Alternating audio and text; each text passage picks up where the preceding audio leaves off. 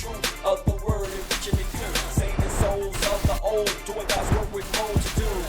And he turning up every week and get lit. Making it church on Sunday, you can tune in and get your fix. Turn up, turn up, turn up. It's that weekly turn up, turn up, turn up. It's that weekly turn up, turn up, turn up. It's that weekly turn up, turn up, turn up. Breaking soul ties. How many know that before you become something, you need to break something? You have to break before you become. There are some things that God is getting ready to do, but there are some soul ties that you have to break before God can manifest it in your life. So what is a soul tie? What is a soul tie? We talked about it a little bit on last week. I just want to give you a recap on some of those things. My definition of a soul tie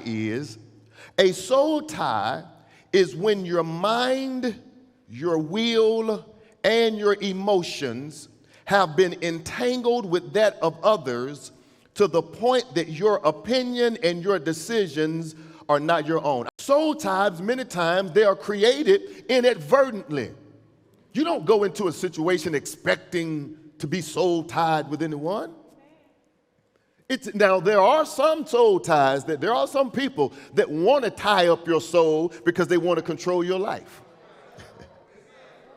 But most of the time, it's subconscious, it's inadvertently.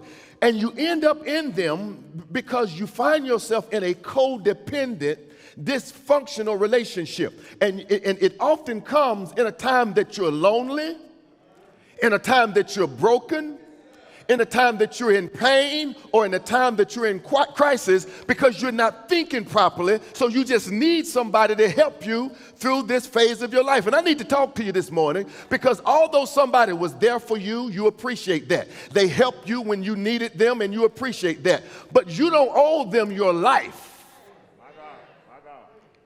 You helped me, but I don't owe you my soul. Are you hearing what I'm saying? So because your emotions are not being controlled by you, you shut down emotionally. And the reason you shut down emotionally is because you have attached yourself to something or somebody, and they're the only ones that get the feeling. So they determine whether you're happy or whether you're sad.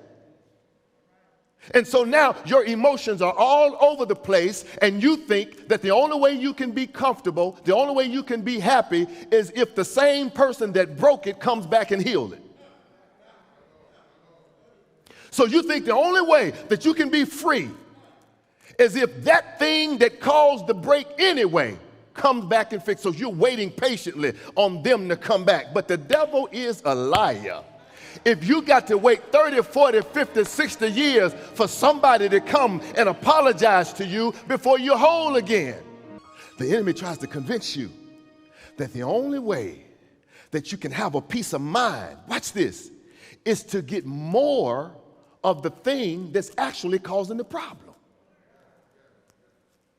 So you say, if I want peace, I need more pills. So you take more pills because you're trying to get peace. But the pills is what's causing the problem. But because your emotions are all out of whack, you don't realize that what you're taking is what's killing you.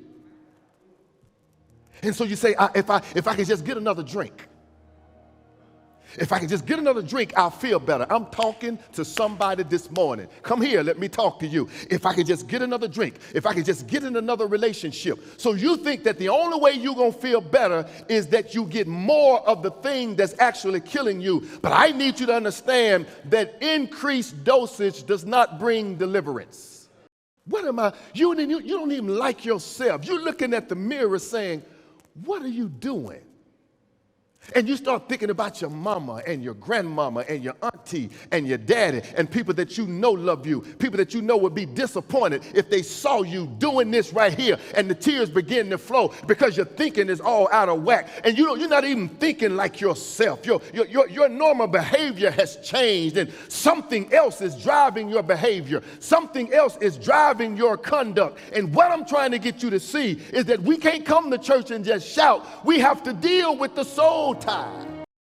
He was talking to Peter, but Peter had made up in his mind in a vision. Peter saw in a vision animals ascending and descending, and Peter woke up and he was hungry. And in that vision, the angel said to Peter, "Rise, Peter, kill and eat." Peter says, "Oh no, I've never eaten anything that's unclean." And God had to speak to him through an angel and say, "Here it is, I'm talking to somebody here.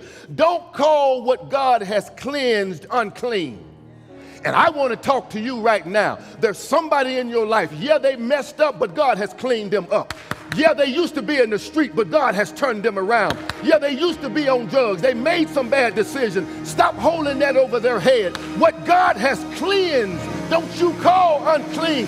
And you are about to lose what God has blessed you with because of a soul tie. Somebody shout, "Let it go."